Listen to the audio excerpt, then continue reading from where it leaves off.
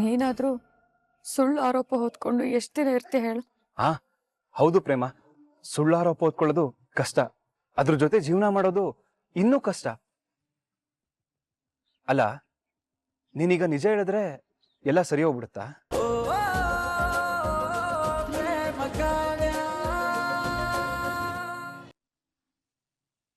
ಮದ್ವೆ ದಿನ ಓಡೋದ್ ಪ್ರೇಮ ಒಂದ್ ದೊಡ್ಡ ನಾಟಕ ಮಾಡಿದ್ಲು. ತನ್ನನ್ ತಾನೇ ಕಿಡ್ನಾಪ್ ಮಾಡ್ಕೊಂಡ್ಲು. ಅದು ರಾಮ್ ಕಿಡ್ನಾಪ್ ಮಾಡುದು ಅಂತ ಎಲ್ರು ನಂಬಿಸಿದ್ಲು.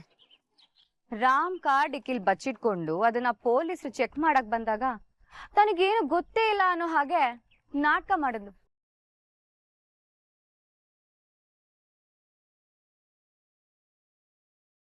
ರಾಮೇ ಕಿಡ್ನಾಪ್ ಮಾಡಿದ್ದು ಅಂತ ಹೇಳಿದ್ಲು. ಅವನೇ ತಾಳಿನೂ ಕಟ್ಟಿದ್ಲು ಅಂತ ಕಣ್ಣೀರ್ ಸುರ್ಸ್ಕೊಂಡ್ ನಾಟಕನೂ ಆಡಿದ್ಲು. ಆದ್ರೆ ತಾಳಿ ರಾಮ್ ಕಟ್ಟಿರ್ಲಿಲ್ಲ.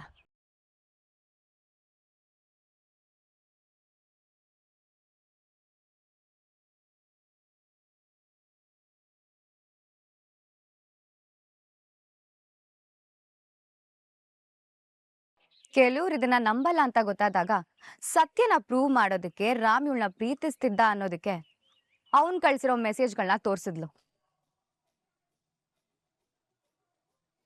ಆದ್ರೆ ಆ ಮೆಸೇಜ್ಗಳು ಯಾವ್ದು ರಾಮ್ ಕಳ್ಸಿದ್ದಲ್ಲ, ಅದು ಇವಳೇ ಸೃಷ್ಟಿ ಮಾಡಿದ ಫೇಕ್ ಪ್ರೂಫ್ ಆಗಿತ್ತು.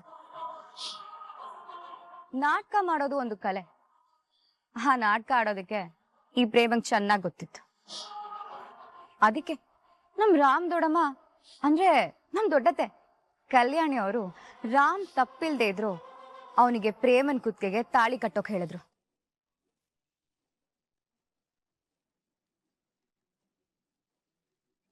ತನ್ ದೊಡ್ಡಮ್ಮನ್ ಮಾತ್ ಮೀರ್ಬಾರ್ದು ಅಂತ ರಾಮ್ ಪ್ರೇಮಂಗೆ ತಾಳಿ ಕಟ್ಟ.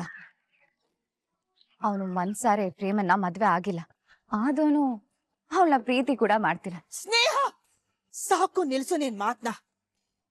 ಸುಳ್ಕತೆ ಕಟ್ಟಿ ಏನೇನೋ ಹೇಳ್ಬೇಡ. ಎಲ್ ನೋಡಿ, ಇವಳು ಹೇಳಿದ ಘಟನೆಗಳೆಲ್ಲ ನಡೆದಿದೆ, ಆದ್ರೆ ಇವಳು ಹೇಳೋ ಹಾಗಲ್ಲ. ಸ್ನೇಹ, ನೀನ್ ಹೇಳೋದೆಲ್ಲ ನಿಜ ಅನ್ನೋದಕ್ಕೆ ನಿನ್ ಹತ್ರ ಏನಿದೆ ಸಾಕ್ಷಿ? ದೊಡ್ಡತೆ, ನಾನ್ ಬರೀ ಮಾತ್ ಹೇಳೋದಕ್ ಬಂದಿಲ್ಲ, ನಾನ್ ಸ್ಟ್ರಾಂಗ್ ಪ್ರೂಫ್ ಇಟ್ಕೊಂಡೆ ಇಲ್ಲಿಗೆ ಬಂದಿದ್ದೀನಿ. ಅಧ್ಯಕ್ಷರೇ, ನಾನ್ ಸಾಕ್ಷಿನ ಪ್ರೊಡ್ಯೂಸ್ ಮಾಡೋದಕ್ಕೆ ದಯವಿಟ್ಟು ನನ್ಗೆ ಅವಕಾಶ ಮಾಡ್ಕೊಡಿ. ಆ ಸಾಕ್ಷಿನ ಈ ಪ್ರೇಮ ಮಾಡಿರೋ ಮೋಸನ ಬಯಲ್ ಮಾಡುತ್ತೆ.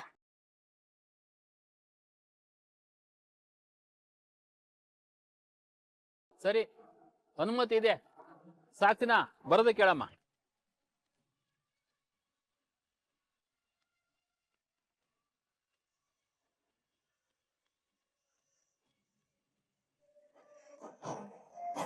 ಪಂಚಾಯತಿಗೆ ಈಗ್ಲೇ ಬನ್ನಿ, ಸತ್ಯ ಹೇಳೋ ಟೈಮ್ ಬಂದಿದೆ.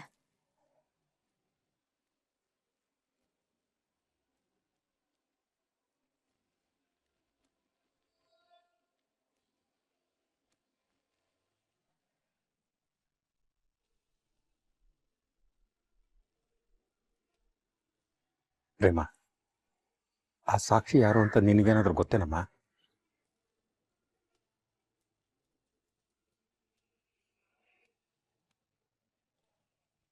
ಇವಳು ಏನಾರ ಅವತ್ತು ಕೋರ್ಟಲ್ಲಿ ಸುಳ್ಳನ್ನ ಸತ್ಯ ಅಂತ ಸಾಬೀತ್ ಮಾಡಕೊಂಡಂಗೊಂಡ್ರೆ ಒಬ್ಬೊಬ್ಬನ ಮೈ ಮೂಳೆನೂ ನೆಟ್ಟಿಗಿರಕ್ಕಿಲ್ಲ, ಲಟ ಲಟ ಅಂತ ಮುರಿದಾಕ್ಬಿಡ್ತೀನಿ. ಮಹೇಶ್ವರಿ, ಸಾಕ್ಷಿ ಯಾವುದು ಅಂತ ನಿನಗೇನಾದ್ರು ಗೊತ್ತೇನೆ? ಬಂತಲ್ಲ ಸಾಕ್ಷಿ.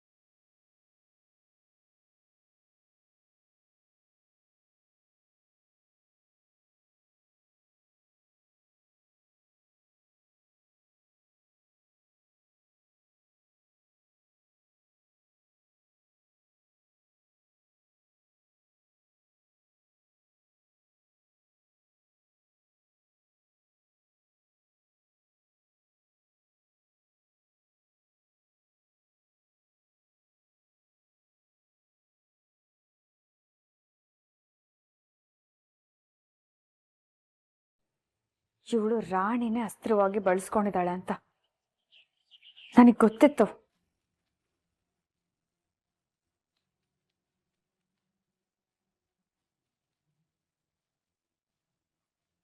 ರಾಣಿ, ಏನೇ ಇದು? ನೀನು ಸ್ನೇಹನ್ ಪರ ಇದ್ಯಾ?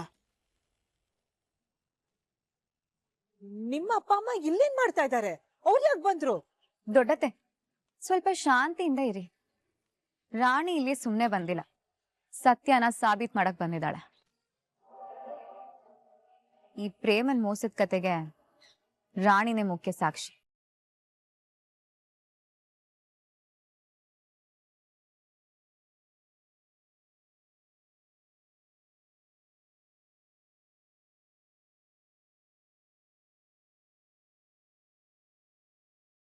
ಹೇಯ್, ಎತ್ತಾಕಿದನ ರಾಣಿ ಸಾಕ್ಷಿಯ ಅಮಾಯಕರನ್ನ ದುಡ್ಡು ಕೊಟ್ಟು ಕೊಂಡ್ಕೊಂಡು ಸುಳ್ಳು ಸಾಕ್ಷಿ ಕಟ್ಟಕ್ಕೆ ನೋಡ್ತಾ ಇದ್ಯಾ? ಈ ಸುಳ್ಳು ಸಾಕ್ಷಿನೆಲ್ಲ ನಾನು ಒಪ್ಪಕ್ಕಿಲ್ಲ.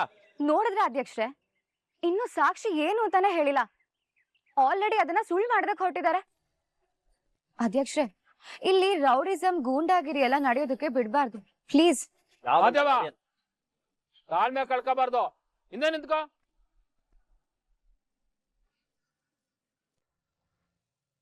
ನನ್ನ ಮಗಳಿಗೆ ಅಂಟಿರೋ ಕಳಂಕನ ನೀನೇ ದೂರ ಮಾಡ್ಬೇಕಪ್ಪ. ಅವಳು ಮೋಸಗಾತಿ ಅಲ್ಲ ಕಣಪ್ಪ. ಅವಳನ್ನ ಈ ಆರೋಪದಿಂದ ನೀನೇ ದೂರ ಮಾಡ್ಬೇಕು.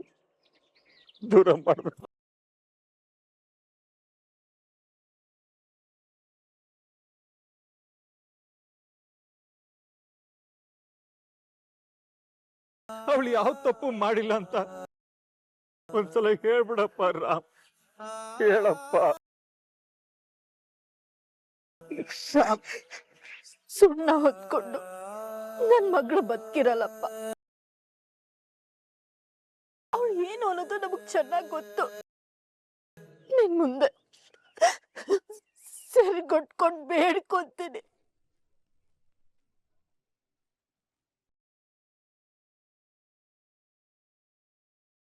ಭವಿಷ್ಯನ, ಅವಳ ಜೀವನನ ನನ್ ಮಡ್ಲಗ ಹಾಕಪ್ಪ.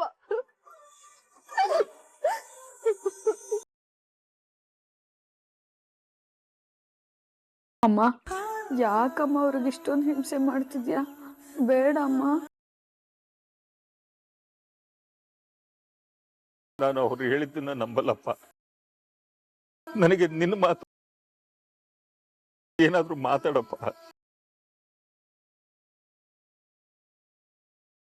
ನಿನಗೆ ಕೈ ಮುಗಿದು ಕೇಳ್ಕೊತೀನಿ, ನೀನ್ ಮಾಡಿರೋ ತಪ್ಪಿಗೆ ನನ್ ಮಗಳಿಗೆ ಶಿಕ್ಷೆ ಆಗ್ಬಾರ್ದಪ್ಪ. ನಿನ್ ತಪ್ಪನ್ನು ಒಪ್ಕೊಂಡು ಇದನ್ನ ಇಲ್ಲಿಗೆ ಸರಿಪಡಿಸ್ಬಿಡು ರಾಮ್.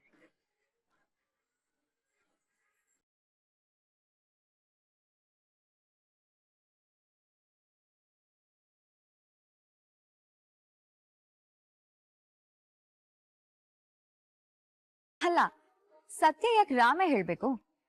ಪ್ರೇಮನು ಹೇಳ್ಬೋದಲ್ಲ.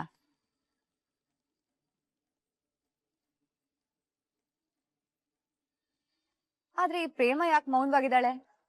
ಯಾಕೆ ಸುಮ್ನೆ ಇದ್ದಾಳೆ? ಯಾಕಂದ್ರೆ ನಾವ್ ಹೇಳ್ತಿರೋದ್ ಸತ್ಯ ಅಂತ ಅವಳಿಗೂ ಗೊತ್ತು. ಅವಳ ನಾಟಕ ಎಲ್ಲ ಮುಗಿತಲ್ಲ ಅಂತ ಮೌನವಾಗಿದ್ದಾಳೆ.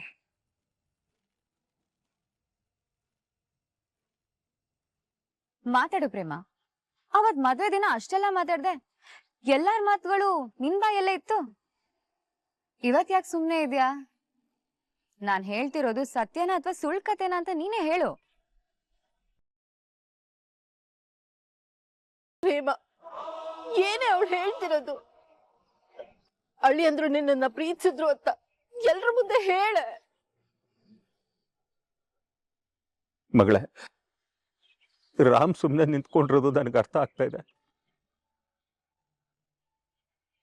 ಆದ್ರೆ ನೀನ್ ಯಾಕಮ್ಮ ಸುಮ್ನೆ ನಿಂತಿದೀಯ? ನೋಡು, ಇಂಥ ದೊಡ್ಡ ಆರೋಪನ ನಿನ್ ಮೈ ಮೇಲೆ ಹೊತ್ಕೋಬೇಡಮ್ಮ.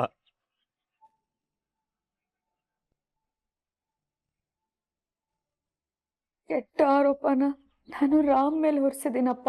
ನಾನೇನ್ ಬಿತ್ತಿದ್ದೀನೋ ಅದನ್ನ ಈಗ ತಿಂತಿದ್ದೀನಿ ಅಷ್ಟೆ.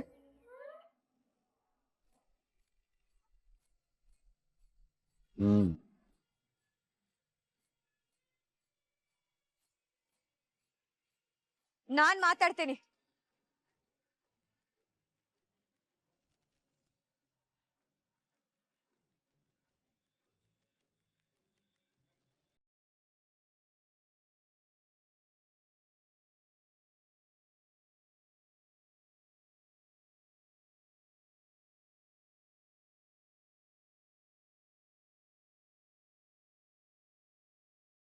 ಈ ವಿಷಯದಲ್ಲಿ ಸತ್ಯ ಏನು ಅಂತ ನಾನ್ ಹೇಳ್ತೀನಿ. ಇವತ್ತು ಎಲ್ಲದಕ್ಕೂ ಒಂದ್ ಪರಿಹಾರ ಸಿಕ್ಕೇ ಸಿಗುತ್ತೆ.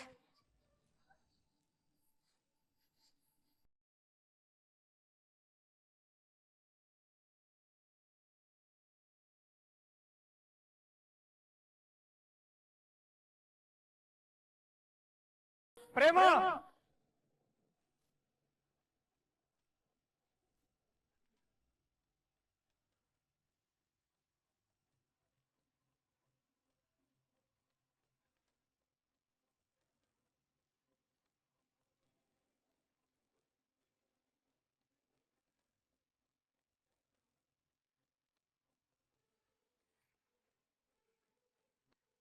ಅಧ್ಯಕ್ಷೆ ಕ್ಷಮಿಸಿ, ನನಗೊಂದು 5 ನಿಮಿಷ ಟೈಮ್ ಕೊಡಿ. ಪ್ರೇಮ ಹತ್ರ ನಾನು ಕೆಲವೊಂದು ವಿಷಯನ ಪ್ರೈವೇಟ್ ಆಗಿ ಮಾತಾಡ್ಬೇಕು.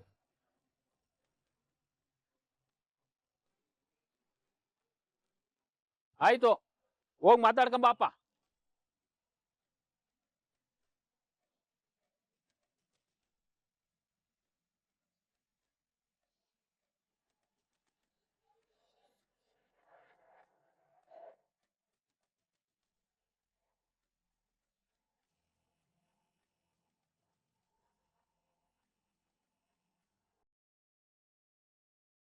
ಪ್ರೇಮ, ಏನ್ ಮಾಡಕ್ ಹೊರಟಿದೀಯ ನೀನು? ನಿನ್ ಮೇಲಿರೋ ಕಳಂಕನ ಅಳ್ಸೋದಕ್ಕೆ ಹೊರಟಿದ್ದೀನಿ ರಾಮ್. ನಾನು ಅವತ್ತೇ ದೇವಸ್ಥಾನದಲ್ಲಿ ಹೇಳ್ದೆ ಅಲ್ವಾ, ಮುಗೀತು, ಎಲ್ಲ ಮುಗೀತು. ಇವತ್ತಿಗೆ ನೀನ್ ನಿರಪರಾಧಿ ಅನ್ನೋ ಆರೋಪ ಎಲ್ಲ ಮುಗ್ದು ಹೋಗುತ್ತೆ. ನಾನು ಸತ್ಯ ಹೇಳ್ತೀನಿ ರಾಮ್. ಹಾಗಾದ್ರೆ ನೀನೇ ತಪ್ಪು ಮಾಡಿದ್ದು, ನೀನೇ ನನ್ನ ಹೆಸರಾಳು ಮಾಡಿದ್ದು, ನಾನೊಬ್ಬ ನಿರಪರಾಧಿ ಅಂತ ಹೇಳ್ಬಿಡ್ತೀಯಾ?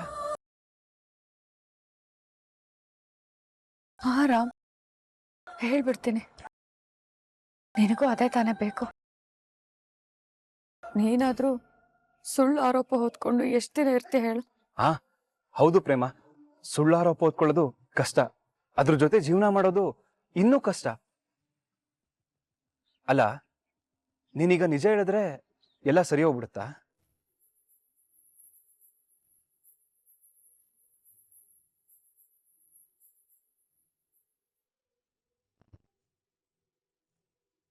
ಹೌದು ರಾಮ್, ಎಲ್ರಿಗೂ ಸತ್ಯ ಗೊತ್ತಾಗುತ್ತೆ. ನಿನ್ ಮೇಲೆ ಇದ್ದಿದ್ದ ಅಭಿಪ್ರಾಯ ಬದಲಾಗುತ್ತೆ. ನೀನ್ ಆರೋಪಿಯನೋ ಕಳಂಕನೂ ಹೋಗುತ್ತಲ್ವೇನೋ. ನೀನ್ ಕೆಟ್ಟವನು ಅಂತ ನೋಡ್ತಿರೋ ಜನಗಳಿಗೆ ನೀನ್ ಎಷ್ಟು ಒಳ್ಳೆಯವನು ಅನ್ನೋದು ಗೊತ್ತಾಗತ್ತೆ. ಆಮೇಲೆ ಏನಾಗುತ್ತೆ? ಆಮೇಲೆ ಇನ್ನೇನಾಗುತ್ತೆ? ಇಷ್ಟು ದಿನ ನಿನ್ನ ನೋವಿಸಿದ ನೋವು ನಿನ್ನಿಂದ ದೂರ ಆಗತ್ತೆ. ಆಮೇಲೆ ನೀನ್ ನೆಮ್ಮದಿಯಾಗಿರ್ಬೋದು. ರಾಮ್ಗೆ ಮಾತ್ರ ನೆಮ್ಮದಿ ಸಿಕ್ಕಿದ್ರೆ ಸಾಕಾ? ಸಾಕು. ಅದರಿಂದ ಮತ್ತೆ ಬೇರೆಯವ್ರಿಗೆ ತೊಂದರೆ ಆದ್ರೆ ನನಗಾಗತ್ತೆ. ನಾನು ಅದನ್ನ ಎದುರಿಸ್ತೀನಿ. ಅಕಸ್ಮಾತ್ ಬೇರೆಯವ್ರಿಗೆ ತೊಂದರೆ ಆಗೋದಾದ್ರೆ? ಯಾರಿಗ್ ತೊಂದರೆ ಆಗುತ್ತೆ ರಾಮ್? ಏನ್ ಮಾತಾಡ್ತಿದ್ಯಾ? ಅಲ್ಲೆಲ್ರೂ ಕಾಯ್ತಾ ಇದಾರೆ, ನೀನ್ ಬಾ. ನಿಂತ್ಕೋ ಪ್ರೇಮ. ನಾನಿನ್ನ ಇಲ್ಲಿ ಕರ್ಕೊಂಡು ಬಂದಿದ್ದು ಸತ್ಯ ಹೇಳ್ಬಾರ್ದು ಅಂತ ಹೇಳೋದು.